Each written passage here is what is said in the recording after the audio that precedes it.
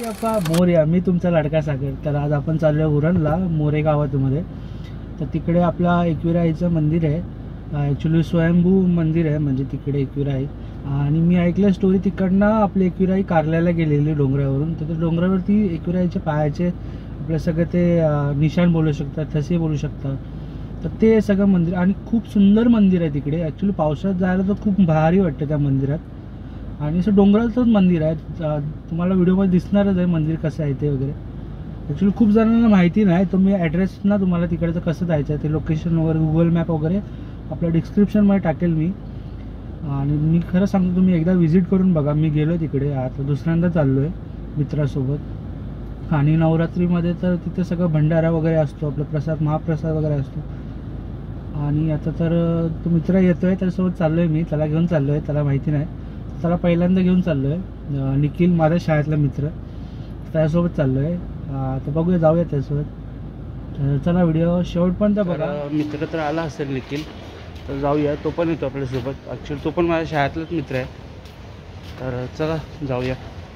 Actually सकाळ सकाळी निघायचं होतं, आता थंडी खूप आहे, तर थोडी कमी झाली आहे तर निघूया. 1 hour later. तर आपण आलेलो आहे मंदिरामध्ये. आणि ही बघा पूर्ण डोंगरावरती असं पूर्ण स्वयंभू असं आलं आहे. आणि इथं पायथ्याशीच मंदिर आहे.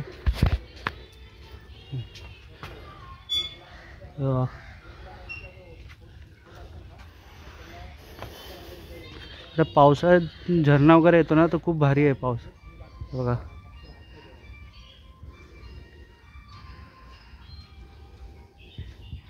हे आपलं एकविराईचं स्वयंभू मंदिर आहे. गावकऱ्यांचं म्हणणं आहे की असं की ह्या मंदिरातून आपल्या एकविराईची डोंगरावरून चालत गेलेली. तर तिचे पावलाचे वगैरे पण निशाण आहेत, ते मी तुम्हाला पुढे दाखवेलच. पण मंदिर बघा ना, खरं तिथं आल्यानंतर ना खूप तुम्हाला प्रसन्न वाटेल. एकदम शांत वातावरण वगैरे. आणि हे बघा आपलं आई माऊलीचं रूप बघा. हा मंदिर जास्त कोणाला माहिती नाही. मी याचा ॲड्रेस वगैरे पूर्ण डिस्क्रिप्शनमध्ये टाकेल मंदिराचं वगैरे. बाजूला आपले गणपती बाप्पा आहे, इथे कृष्ण बाप्पा आहेत, आपले शंकर बाप्पा आहे. तर नक्की विजिट द्या तुम्ही. आणि कसं वाटलं ते बघा. कारण की पावसाळ्यात तर इतकी मजा आहे ना पावसाळ्यामध्ये. कारण की डोंगराच्या बाजूला झरणा वगैरे वगैरे. आणि तेव्हा तर मला तर वाटतं खूप गर्दी असेल. आता आम्ही तर वीक डेला आलो आहे, आता बघू. आणि आता मी चाललो आहे वरती, चाललो आहे इथं आई माऊलीचे आपल्या पायाचे ठसे बघायला. तर चला जाऊया. पूर्ण डोंगर आहे. स्वयंभू देवी माता आहे आपली ही. आणि इकडनंच असं डोंगरावरतून चालत जाण. तर नाही पाणीचं कुंड आहे. गावकऱ्यांचं म्हणणं आहे की हे कधीच पाणी संपत नाही. ॲक्च्युली आता गेट लावलं आहे, लॉक लावलं आहे. तर ते दसऱ्याला वगैरे असं चालू असतं सगळं. तर आता आपण जाऊया इकडनं. वरती डोंगरावर बोलतात आई माऊलीचे पायाचे पावलाचे निशाण आहेत. म्हणजे इकडनं डोंगरावरतून गेलेली आपली आई. तर पावसात वगैरे आलात ना खूप मस्त आहे बघा. इकडनं झरणा वगैरे ते बघा दिसत असेल ते बघा. इकडनं झरणा वगैरे असतो पावसात वगैरे.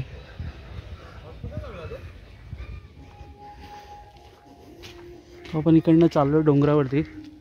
ते पायाचे ठसे बघायला आपण. ट्रॅकिंग आहे फुल.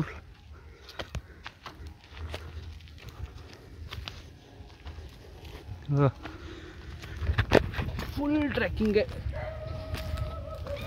आणि सावकाश या इकडनं. पावलं आई माऊलीचे 2 आहेत ना, एक आहे आणि हा दुसरा. जसं डोंगर खाली उतरता नाही पावलं. आणि हा पूर्ण पाणी पावसाळ्यात झरणा असतो, डोंगरातून पाणी वाहतो. तर इकडनं बोलतात आपली एकविराई असे डोंगरातून चालत गेलेली. पूर्ण डोंगर आहे.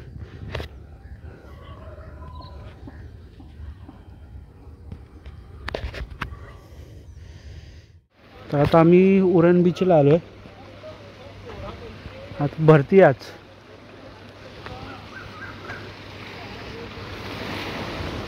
पूर्ण भरती आहे ना आज.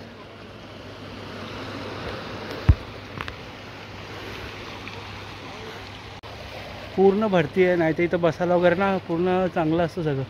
आता भरती आहे म्हणून कोण बसलं नाही, तरी कपल्स लोक आहात.